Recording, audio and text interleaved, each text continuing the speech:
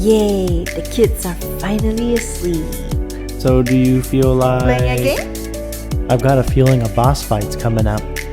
Ooh, I just got wrecked. Headshot, baby. Ooh, it's your turn to get the baby. So are you up to the challenge? Run, run, run, run, run. And we're dead. That's when I realized I have no idea what I'm doing. GG.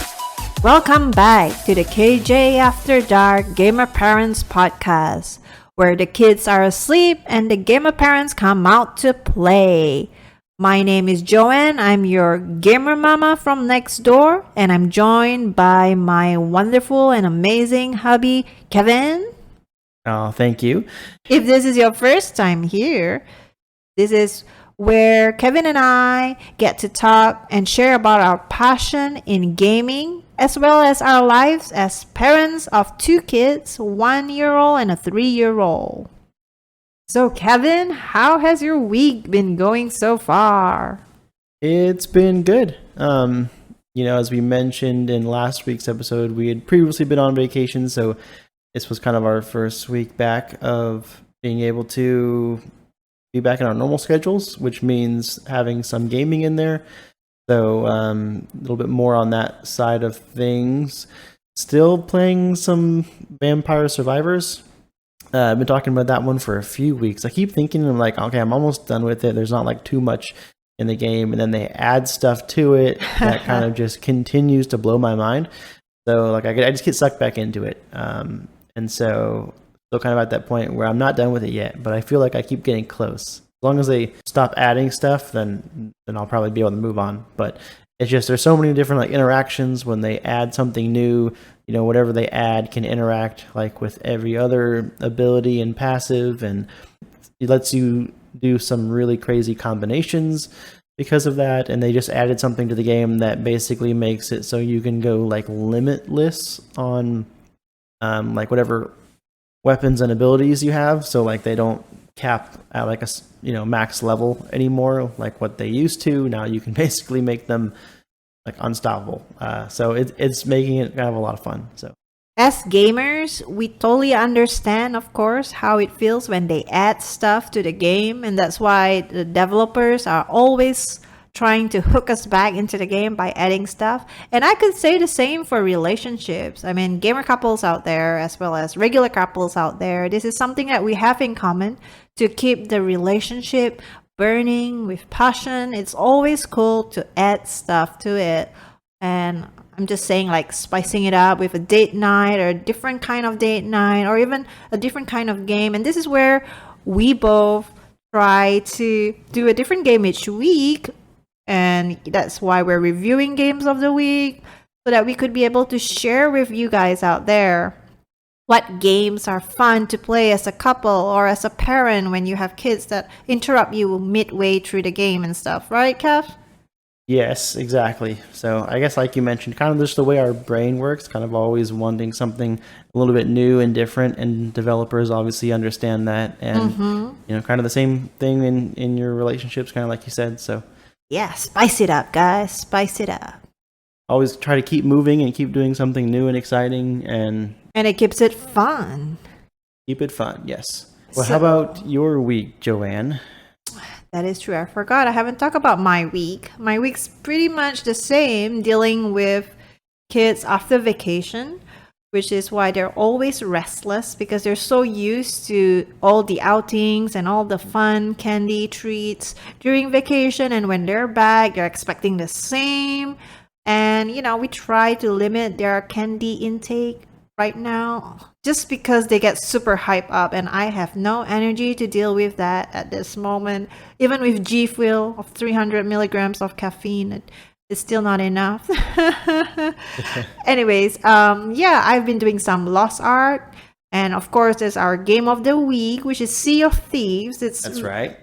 It's about pirates and stuff, but we'll get more to it later. It's just kind of like it affected our daily lives as well. I start dressing up as a pirate to entertain the kids, and they're pretty amused by it.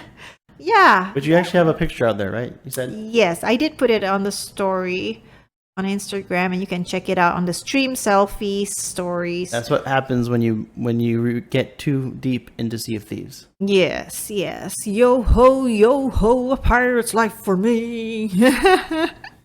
Anyways, yeah, I guess that's about it for this week. Nothing major. I know we did bring our kids to Baskin and Robbins for the first time, and they're super excited. And yes, they did. And messy. Yeah, they did get sugar rush and all that. Just settling back, and I hope you guys could catch us. Our stream was last Tuesday, but it's still on YouTube, and you can check it out on our YouTube channel at KJ After Dark. And you can also catch up some pictures of some cooking stuff and also some of our vacation, which inspired us to play Sea of Thieves. Our boating pictures from vacation. That's on our Instagram at KJ_after_dark. And the stream that you mentioned that's on YouTube, that is of Sea of Thieves. So same game that we're going to review here shortly. You can see us in action playing that one, which was fun. I think it was a good stream day. Yeah. I think we had the Kraken battle in that one. Or did that come later? I can't remember. I don't remember. Anyways, we'll get back to talking about Sea of Thieves here in a minute. But anyways, cool stream video. You can check it out on YouTube. But before we get into the game review, we can go ahead and jump into what's new in the industry. Yep. I would start off by saying that NPD did post the top 10 selling video games for the month of June. So that would be last month. And I'll just go through those really quick. No surprise, number 1 is still Elden Ring, which I really want to get into. I keep putting other games before it. I have other games that I've either already bought or are free. And then, obviously free games just kind of keep jumping in line over full price games right now. So that's kind of what's keeping me back. But I still want to get into Elden Ring really badly. Number 2, Lego Star Wars, the Skywalker Saga. Obviously, we've heard this one's really good. Never really been into Lego games, though, so that's the only reason I haven't really jumped into that one. Number 3, Mario Strikers Battle League, which I've never played any of the Mario Strikers game, which is basically, Mario Soccer. We're not really a fan of soccer games on console or PC. Yeah, I guess I don't really have one that I would say I've really been a fan of. Number 4, MLB The Show 22, so it's a baseball game. Number 5 is, this one's interesting, Overwatch. Ooh. Which came out a long time ago. Yeah. And actually the month prior to that, in May, it was ranked 57. So it jumped up to rank 5. What? And you gotta check this out. Yeah, that would be, Overwatch is a pretty cool game. It's, forget if it's 3-on-3 or 5-on-5 or what, but yeah, it's like a first person, you pick different characters, and you have different abilities. They're all kind of unique to what they can do, and whether they're support or offense or defense or tanks or that kind of thing. And then I think the reason it's jumped up on the list, though, is because Overwatch 2 is coming out soon, and I think the closed beta is going on right now. A lot of people are probably getting into Overwatch more in preparation of that. And then next on the list, at number 6, we have Mario Kart 8. Man, I haven't played Mario Kart since Mario Kart 1. It's already 8 now. The original on Nintendo 64 a long time ago, and that was a blast. And then I never really followed along much like with the Nintendo systems. I had a GameCube and just like a few games for that, but then kind of fell off the whole Nintendo wagon, kind of stuck with PlayStation for a long time. So that's one that if I had Switch, I would totally get into Mario Kart. That sounds like a lot of fun. Number 7 is Nintendo Switch Sports. I know who would love that one. I think our 3-year-old Dylan yes, would I was love gonna say he would. Nintendo Switch Sports just because he loves Wii Sports still. At number 8, Kirby and the Forgotten Land. Joanne now knows who Kirby is and does no longer confuse Kirby with Jigglypuff.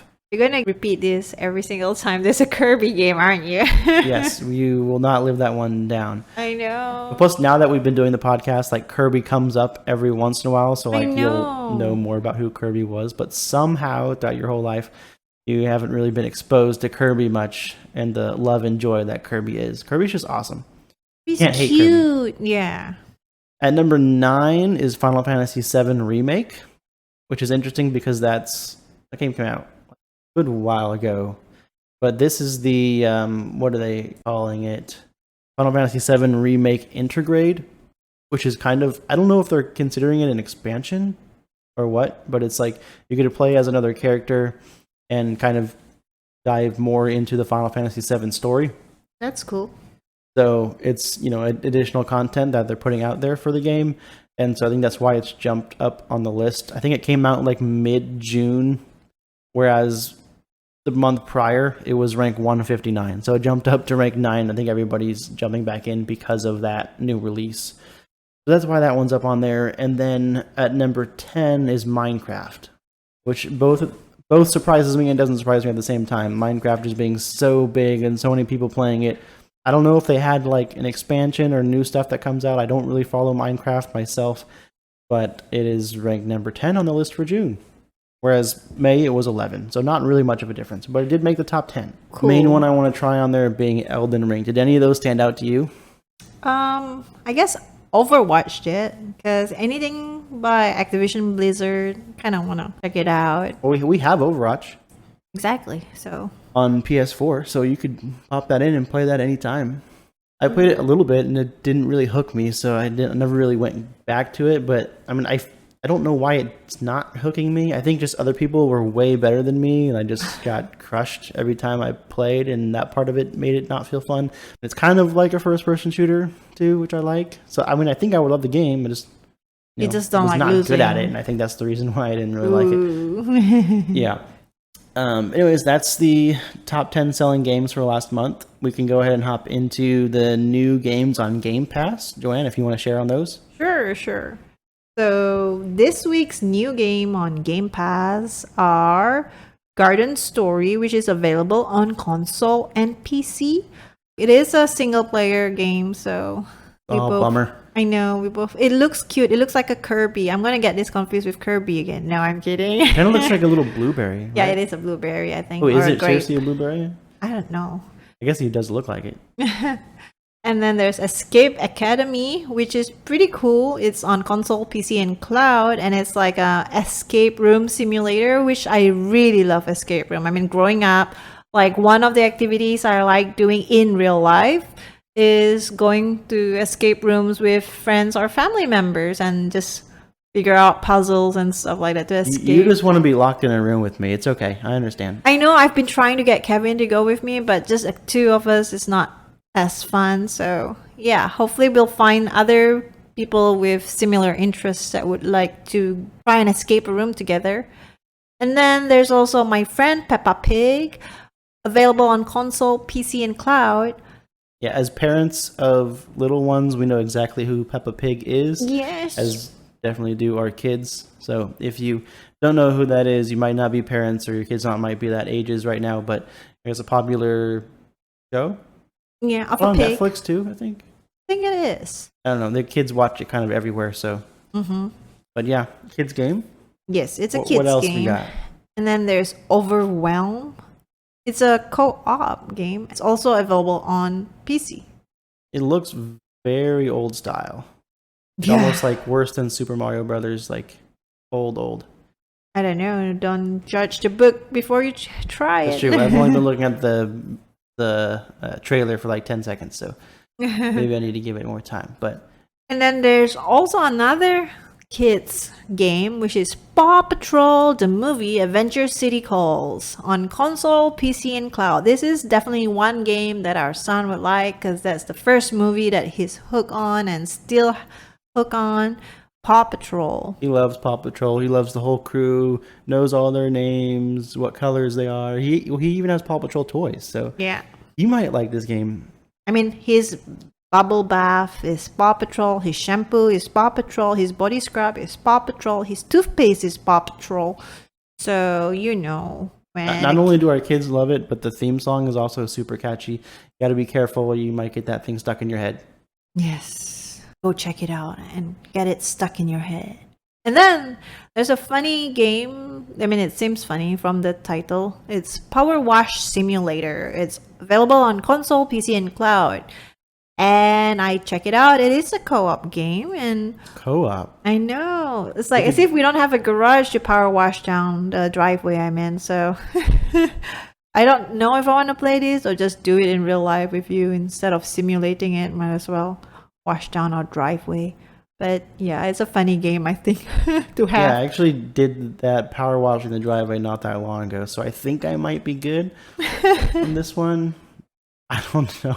I don't know about this game. I mean, the stuff they have you power wash is kind of interesting. You know, it's like a fire truck or airplane or a boat, and like because you just wash and wash and wash until everything is completely sparkly clean. But I don't know what else they put in the game to like. I don't know how do you, if you get points or what. I don't know. I don't know. After playing like firefighting simulation, I don't know if power washing is as cool. But Yeah, exactly. I feel like you could do simulators that'll be a little bit more entertaining. I don't know. Maybe it's more like I mean, people ASMR. people like watching power washing is like It's a satisfaction thing. it's Yeah. a satisfying image to see the dirt and stuff being wiped away. But I don't know if I would be able to sit there and do that for like an hour at a time. I know, but yeah, I thought the goat simulator was funny, and then Power Wash Simulator come out, and I'm like, this is hilarious. And also, I don't know if it's out yet. They're gonna have like a bird simulator too, or pigeon simulator, something like that. I So don't know. that's maybe the next one that's coming out. But that one, even that one, I think kind of sounds more fun to me than power washing. I mean, it's published by Square Enix, so What is the Power washing? Wash, yeah. I didn't know that. Interesting. Okay. I mean, it's not the developer, but Yeah. So that's it for the Game Pass games. I'll jump us into the new game releases. Mhm. So for new game releases, we have Garden Story, which is the same one that was new to Game Pass, which will be on Xbox Series X and S and Xbox One. Time on Frog Island on all consoles and on PC. We then have Loopmancer on PC. We have Escape Academy, which was mentioned new to Game Pass as well, on PS5, PS4, Xbox Series X and S, and Xbox One, and PC. We then have Eyes in the Dark, The Curious Case of One, Victoria Bloom on PC, and Rune Factory 5 on PC. A lot of PC releases this week. yeah. I did look into a couple of these. I guess we saw Escape Academy and Garden Story we already talked about. And then Loopmancer looked kind of interesting. What is it? I wanted to read just a little bit about like the description, but the story centers on a detective who gets killed during a mission tracking an underground crime lord. Oh, sounds like a movie. Yeah, I know. And then he awakens back in his apartment earlier that morning, right? Like before he Died. and went after the crime lord and stuff. So he keeps dying and waking back up, kind of like Groundhog Day or something. But and then he keeps trying to progress further and further to take down this crime lord. So yeah, it kind of sounded like something out of a movie. It was kind of an interesting like story to me. We see a little bit of games with kind of like that time loop aspect to it. So here's kind of another one. It also takes place in like Asian influenced cyberpunk type of world. Very, very influence. futuristic, but also like very Chinese looking kind of. Yeah, so that one looks interesting. We'll see. I don't think I would play it unless it like came to Game Pass or something. I would definitely try it out, but we'll have to keep an eye on that one. True. Loopmancer. Yeah, but that's it on the new game releases. Shall we just jump into Sea of Thieves? Talking about that one? That's the game we've been playing for the last couple of weeks in preparation to kind of give our take on it. It's one that's been on our list like pretty much since the beginning. We just knew it was such a big game and like kind of daunting. I feel like with some of the things I'd heard about it going into it, I was like, maybe we kind of wait on that one a little bit. Yeah. I mean, at first, I thought it was going to be like battleships. I mean, I was thinking like it'll be like fleets and fleets of ships around us, I didn't expect it to be very vast. It's more about the life of pirates and hunting for gold and treasure maps and skeletons that are guarding treasure and going on adventure and taking our ship out and exploring. That's why I was trying to put it off because of that. But after Playing it, I realize I like it. So do. I do. I actually do. I mean, it is relaxing. So what prompted us to play this game was because of our, like I mentioned earlier, because of our boating experience, which is way different, of course. Like we were on a pontoon boat, so We did well. The main difference is we didn't get any treasure when we went on our boating trip. That's about the only difference. because I already found the treasure. He went on the boat with me. Good one. Ooh. Good one. But yeah, that's why I've decided like, oh, let's play this game. You know, I enjoyed our boating session, so maybe this would be as good. And yeah, that's how we started out playing Sea of Thieves after vacation. Also, it's on Game Pass. That's kind of another main reason. So if you're a Game Pass subscriber, it's available to you there. It's probably one of the bigger titles on there. So if you have Game Pass, you probably already knew it's there. You probably already tried it. So why don't you just give us a brief? Yep. So you kind of form your crew before you go into a game. You pick your ship. There's 3 different ships you can pick from, depending on how many players you have in your crew. So like there's a smaller ship that's easier to kind of maneuver with and run with just 1 or 2 players. Wait, really? Was our ship a smaller ship? Yeah, we had the smallest ship. What? Even that seems a lot.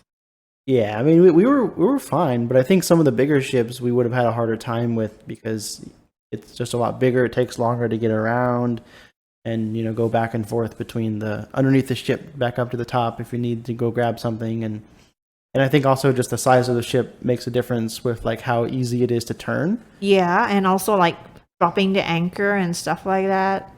Yeah, probably, and I don't know if our ship moves quicker because it's smaller or how that works. Or if it's slower, I don't know. But we didn't try any of the bigger ships just because it was just the 2 of us. I mean, it felt like it was a lot, even with the 2 of us on this ship. Yeah, I think if there was 2 of us like working on stuff on the ship, it was okay, right? Because one of us would be kind of navigating and steering. Yep. And then one of us, especially if like we were in a fight and like we were taking damage, and one of us is like bailing out water and like trying to repair the ship, like that'd be hard to do all by yourself. That's hard to do with just one person. That definitely took the 2 of us. And like if you ever like weren't there, or if I wasn't there, and a lot of stuff needed to be done on the boat, that just made it really tough. Yeah. Like if one of us was off doing something else, we should probably be helping. Yep. Well, I mean, when everything is fine, it seems like you could handle it. But like you said, when things start getting, rough with like rough seas, storms, and just enemies, it was a lot. Like we have to constantly repair the ship, bail water out. Yeah, and to be honest, we lost our fair share of boats out there. Yes. We sunk many ships, and they were our own ships. I know. That's funny. That's kind of what happened. So I'd say probably half of it was just us running into stuff, right? We have, what do you call it? 0 skills of becoming a pirate. Yeah, I think part of it is me because like I didn't want to sit the boat like too far away from land, because then when you're going back and forth from the island to your ship, it takes forever. Like if you park it like way out in the water, right? So I kind of want to get as close as possible to limit that. But then, we end up getting a little too close and, hit the boat into some rocks. Or the sand or the dock. Yeah, and then like it starts taking on water, and then we have a whole set of other problems around that. So that was kind of tough. But Yep. And I thought it was pretty cool that we fought a kraken. So you can talk about the bosses. I'll let you talk about the bosses. yeah, so I think it was our first day of playing. Yeah. And I knew you could run into some pretty nasty bosses in the game. And I also know that the PvP is not very forgiving, as in just any other ship can find you and sink you and basically, just try and take you out, and you're not really safe. Yeah, it's horrible. So I was trying to avoid that kind of stuff, just being our first day. Like I wanted to just go do some quests, explore around a little bit, get used to the boat, and how to use our weapons and how to take out regular enemies, not not a kraken. I don't even know if it's a kraken or called a kraken. That's what I'm calling it because that's what it seemed like to me. Yeah, it looks like a kraken with the tentacles and stuff. Yeah, we finished one quest. I think we were like on our way to the next one, just kind of island hopping, completely minding our own business.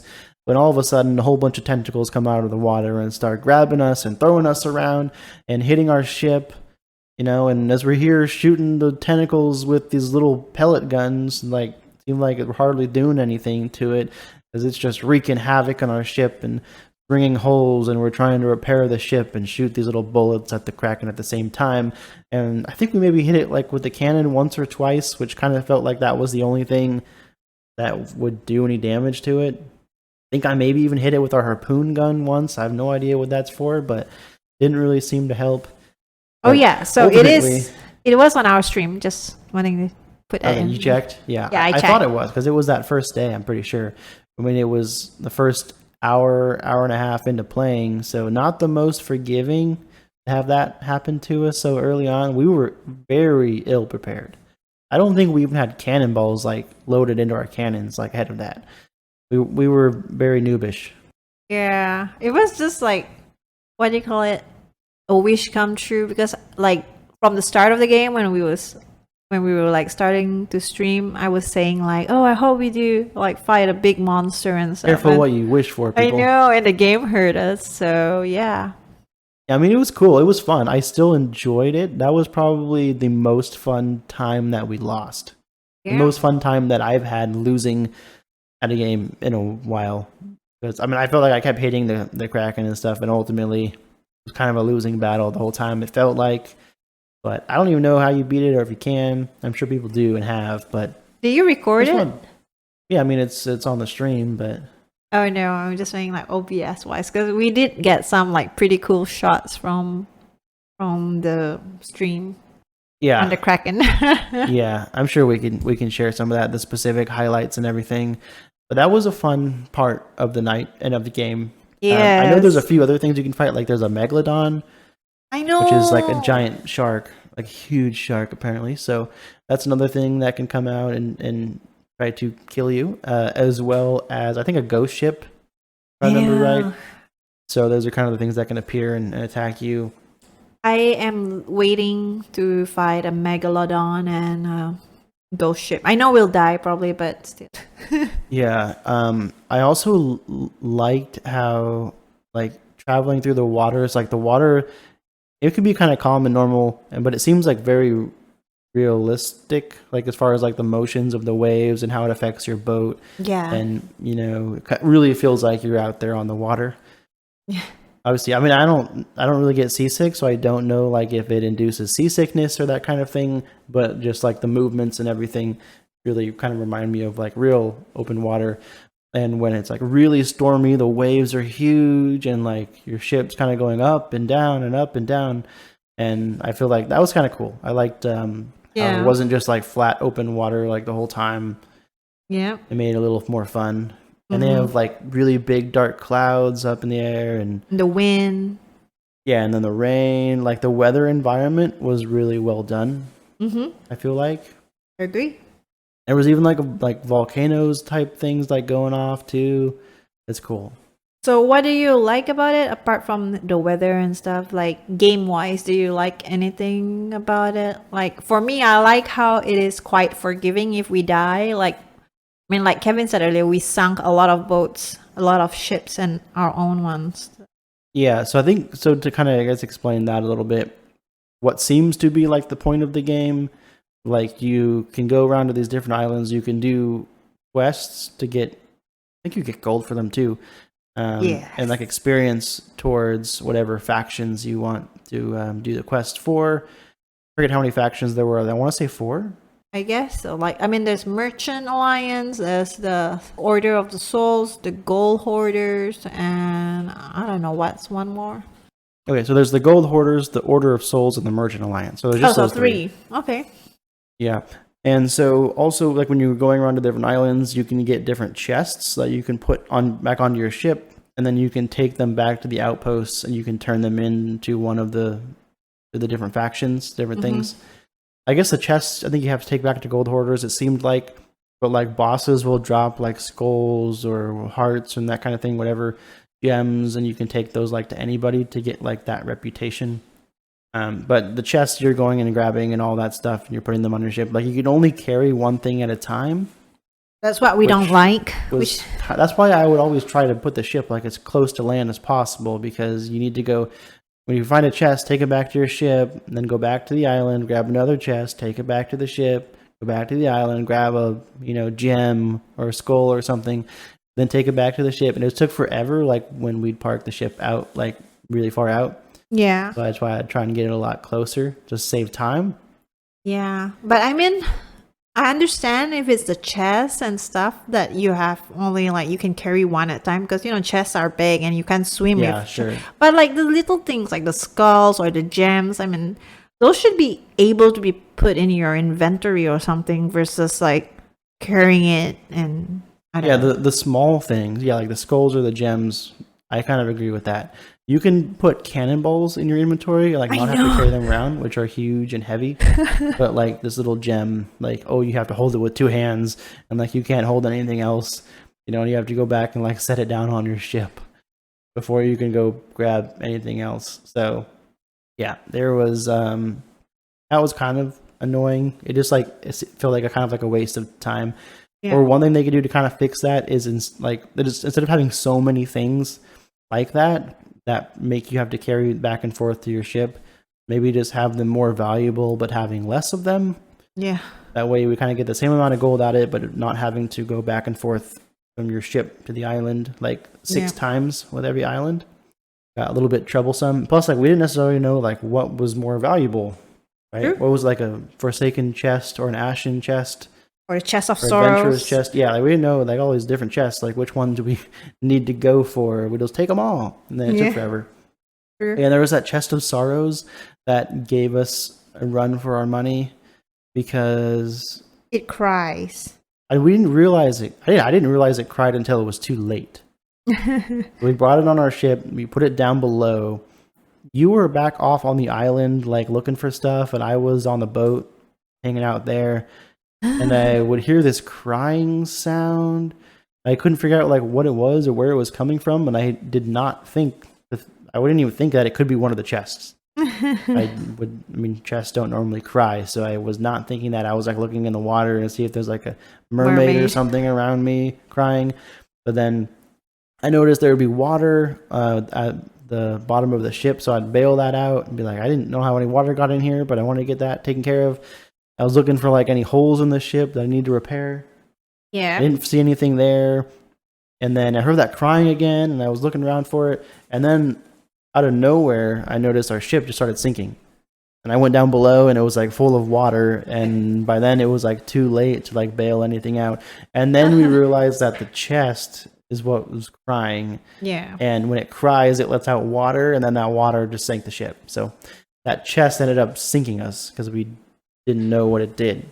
Yeah, but that chest was like 1,000 gold or pirate coins. I don't know. It was a lot. That was the most valuable chest that we've come across so far. Yeah, so I guess that's why it makes it harder to bring back, because we constantly have to like you need to like make sure you're bailing out the water as it's crying. Yeah, so it doesn't sink you. Another thing I don't like about the game, it tries being realistic, like weather wise and how long it takes to get from one place to the other. Yeah, it takes a really long time. Like, and the islands are very far apart. They're very spread out, and the time it takes to travel takes a long time. Yeah, but I think it's too realistic because, like, if you can make a chest that cries, you should be able to make it faster to get from one island to the other or carry more than one chest.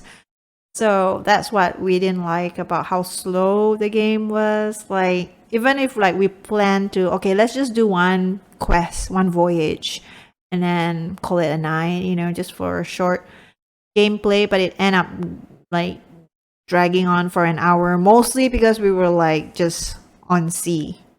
Yeah, like a lot of the time most of the time spent is traveling from one island to the other and then running back and forth from the island to your ship.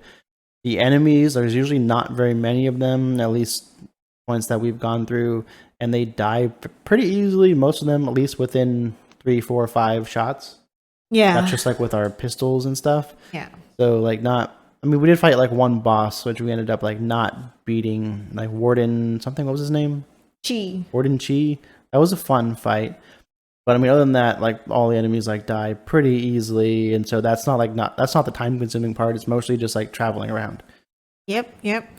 So it was a very slow game. It kind of felt like it. I mean, if we had 30 minutes, would we jump into that game? Do you think? Yeah. Or even like an hour. If we just had like an hour, that's probably like the minimum amount of time to like get anything done. And even then, you're probably pushing it. Yep. I agree. And one more thing that annoys me is the PvP. I mean, I know we read online about the PvP part being annoying, but I was hoping like at least when we went to the outpost, it would be safe. Like there should be a safe zone. Yeah, that's one thing that I read about this game before we even started playing it was about the PvP. And I know some people don't really like the way it works, and that is anyone outside of your crew can attack you. Right, so basically, there's me and Joanne, and then any other player on the server is free to try and kill us if they want to. Yeah. Which is tough, because we only ran into like one other crew, and we saw like they hunted us down. Like we could see them on the map for whatever reason. I don't know if they were because they took out so many pirates that flagged them or something. I don't know, but they were just hunting us down. Like they chased us for like 10 minutes. Yeah. Right? And like they would not let up. They just kept chasing us. And so we didn't know if you would be safe in like an outpost. So that's where we went. Just maybe we were going to see. Probably should have just Googled that first. But yeah. Anyways, we were like, oh, we have a bunch of treasure on our ship. We need to get it to an outpost and sell that stuff so that we can cash in on that before these other pirates take us out. Mm-hmm. So we got to the outpost and then it still ended up like they could still just kill us like right on the island. So we thought we were safe. So yeah, you're not really safe from PvP anywhere in this game. So if you just want to like go on adventures and explore and do quests and fight NPCs and bosses and stuff, you just want to avoid like other players at all costs. So if you see someone else, just try to give them a wide berth or go around them or turn around and go a different direction if you don't want to fight them. Our experience with PvP was someone's after you, they're just going to keep chasing you until they get you. Yeah, I don't even know what's the purpose. I don't think we lost any money. I mean, because we got to the outpost quite a bit before them, but they were still chasing us, and then we just went and sold all the stuff that we had. Okay. Or I think most of it, like at least a lot of the valuable stuff. Like I was doing that while they were like attacking our ship. I was just trying to sell the stuff so that they couldn't get it, and we still got the gold. So even if they kill us, they can't get. Well, if they kill you and sink your ship, your chests will just like float up to the surface. Oh, and then they can get it. And then they grab it there. So like that's the Gotcha. thing. Like if you take out another ship, then you basically get any loot that they had on their ship. Gotcha. So I guess that's a good reason why it doesn't go into your inventory. Like you have to actually set it down somewhere on your ship so that when your ship goes down, other people can take that. Makes sense. But yeah, should we jump into the ratings and explain more in the ratings? Yeah, let's sail on through to the next part of this review, onto the ratings. Yeah. So the first category we go through is on convenience. Joanne, what did you think about the convenience of this game? I thought it was pretty convenient. I mean, apart from the chess thing, that was the only inconvenient part, what we didn't like about the game. I would give it a rating of 6. 6 on convenience. Okay. A little bit different than the way I'm thinking about it. I give it a convenience of 2. Why? And that's just because it takes forever to really do anything significant, which is not really ideal for people who don't have very much time or for people who are interrupted by kids a lot.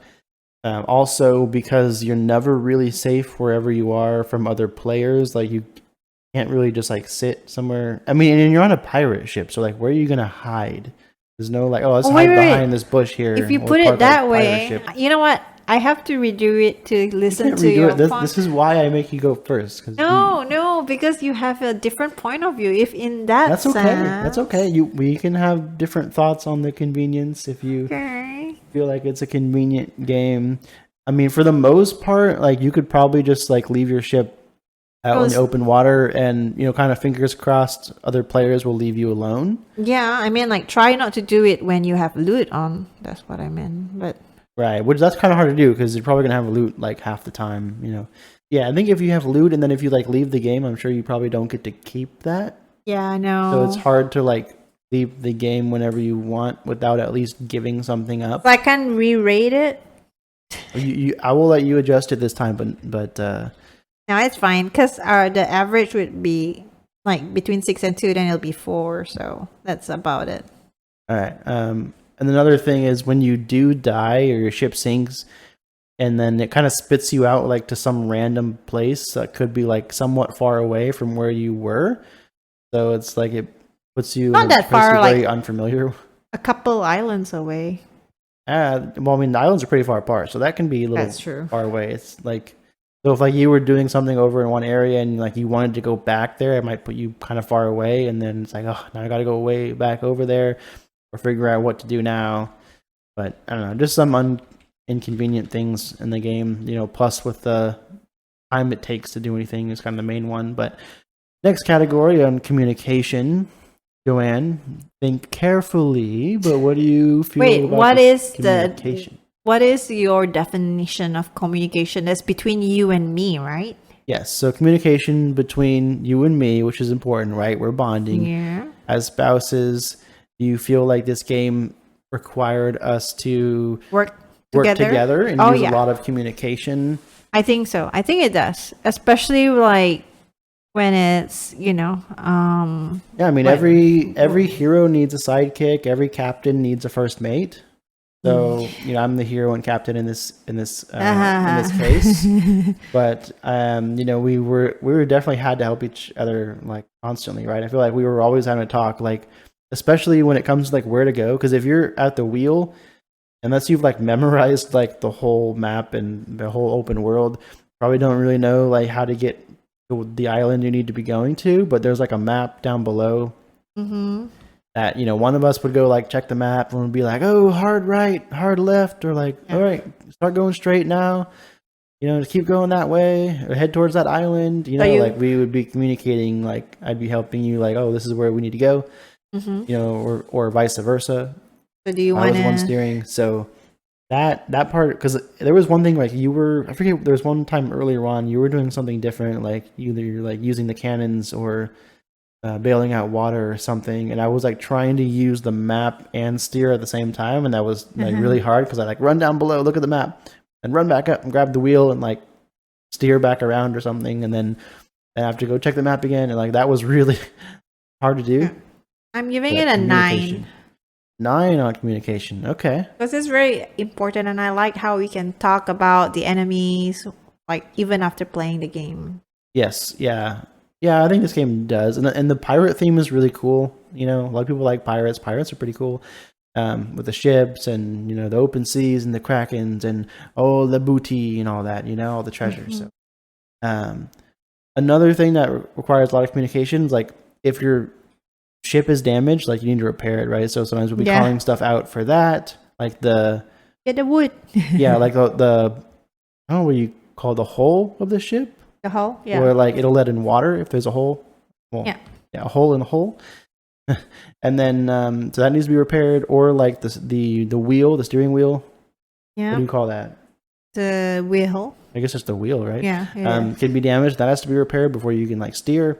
And then the mast can also be damaged. Remember, you tried to do it yourself, and then it wouldn't work. And that one like doesn't require wood to repair like the other ones do. Just have to pull it up. 2 up. people have to go and pull it up at the same time, because like you pull it up by these ropes, like 2 different ropes, and so 2 people have to be doing it at the exact same time to bring it back up to essentially repair it. I don't know how you do that if you're playing solo. You could technically play like by yourself on that ship, and I don't know what happens if the mast goes down, if it will let them, but that's another way, because like I would try to get the mast up and I'd be like, Joanne, get over here, I need your help with the mast, and she'd run over and help. So the captain can do it himself. Very key. And plus with that kraken, right, like I'd be trying to get us away from the kraken, like you'd be fighting the kraken, like we'd be like, you would try to use the cannons, right, and like we need to be able to like aim the ship so that you can actually hit the kraken right, with the right angle and stuff, you know, because cannons can't really aim that far either direction. Yeah. And the cannons are only on the side of the ship too. So like if you're facing right into the Kraken, you can't really do anything to it. Yes. So anything else to add on communication? No, did you give your rating yet? Oh, if I didn't, I gave it a 9. Oh, so same. Yeah, same as you. And next category is story. What do you think about the story? I don't think there's a story. Is there? Am I missing something? I mean, I know we have different quests and stuff, but I think we're just pirates trying to survive in the wild open seas out there. So I'll just say it's a 2 for me. Okay, 2 on story. Tell me. Tell me. I kind of thought about the story a different way. I knew it. And I mean, you could argue this either way. Like, there's not really any story that's put in there by the developers, right? Like, I kind of feel like it's they set it up in a way that you can kind of create your own story. Like, you're going with your own crew, and you're taking on these quests, and you're hitting the open seas looking for treasure. And I kind of try to like hype myself up with some of that stuff, like use my own imagination, and which is not really story. So I mean, I'll give it like a 6, I guess, on story. Okay, fair point. So it becomes a 4, an average. I mean. Yeah, just because, like, I don't know, it allows you to use a lot more of your imagination than most games. Like, it feels like you're doing important stuff, although there's not like a groundwork of story that's in place for you to like follow along to. Yeah. Kind of just very open world, like sandboxy. You just like go out there and do whatever you want to do. Yeah. If you want to do some fishing, you could. Some cooking, you could. Yeah, fishing I didn't get. I think we got that on stream too, right? Yeah, I got a fish. Where you got a fish and I did not. And then while you were fishing, you randomly got attacked by like I know some sea creature things. Yeah, some things spawn and like I thought they were friendly, and no, they're not friendly. Yeah, Nothing anyways, is friendly. I think those got you, but you did catch a fish. I did. I don't remember if it was before that or right after that, but you got your fish. Yeah, I had my sushi. How about on repeatability?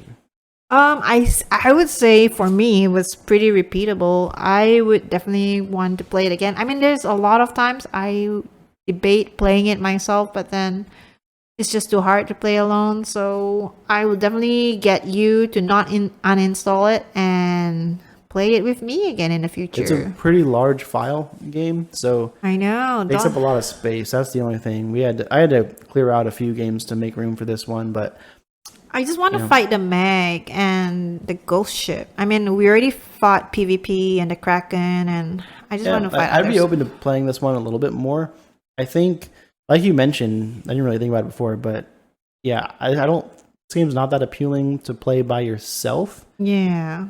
I feel like you're at a disadvantage to. I don't know how you would take on like a crew of 3 or 4 people, like all by yourself, unless you're really good.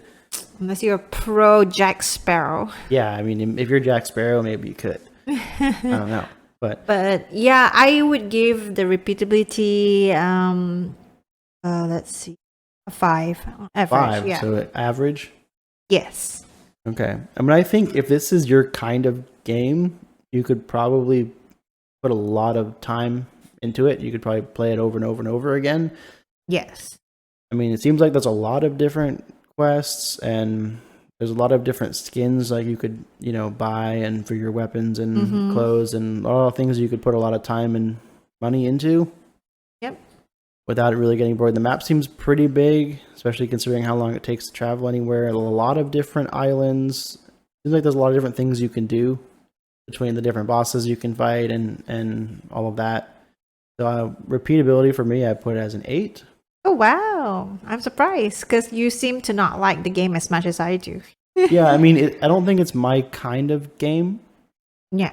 But I do acknowledge that it has a lot of repeatability. Yes. Like it's not getting like more fun or more boring for me necessarily. It's kind of like staying the same because there's just so much out there for us to do and explore, which I think that's a good sign that there's kind of a lot of repeatability. It kind of just stays constant. It doesn't just fizzle off really quickly. Yes. Last category we have is fun. Joanne, did you have fun playing this game? Oh yeah, I did. I think it's more for like people like me who like slow games and just open world, relaxing in the waters. Because I really like the sound of the waves. I mean, that's like the sound of waves and the sound of rain is like my ASMR. And like the kind of. thunderstorms and everything. Like I'm just bringing up the weather again. Yeah. Look at me. Yeah, like the whole weather stuff. I love the sounds of weather. And also like it's fun to do the voyages and fight the Kraken even though we die. So I would give True. it a fun rating of 8. All right, that makes sense. Yeah, I mean, if you have fun losing at a game, like that's usually a pretty good game. True. If you're throwing the controller because you're losing, it's probably not a good game for you. So I am giving it a fun of 7, which is Cool. that's pretty good. Close. I mean, it's a good quality game. It's not one of my favorite games by any means, but it's a good game, and I'm having fun with it. And probably play a little bit more before we kind of move on to something else. Yeah. But I'm enjoying it so far. Yeah. So So I'm what's our giving it total? A 7. The total for mine is a 33. Oh, that's not bad. It is not bad at all. I'm trying to get your total now. Give me 1 second. Carry the 7. Okay. I am getting a total of 33. Or sorry, a total of 30 for you. 30. Okay. That's pretty close. 3 points apart. So I would say this is a pretty decent game. I mean, if like 30 out of 50 would be like 3 stars out of 5. So it's better than average. Right? Yeah. So actually, I have a correction. Miscalculation. Oh, okay. I had a 32 and you had a 33. That's 30. Sorry. So only 2 points apart. 2 points apart. Cool. Mostly because I gave it a higher repeatability score, but otherwise everything else kind of evens out. You thought it was a lot more convenient. I thought the story was better. Otherwise, we kind of lined up. Yeah. But yeah, perfect. that's not a bad score. I think the 30s are kind of seem like the average. Now remember, this is out of 50.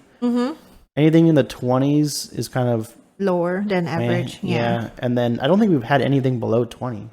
We? I don't think so. I think the lowest we have was like 22 or 23.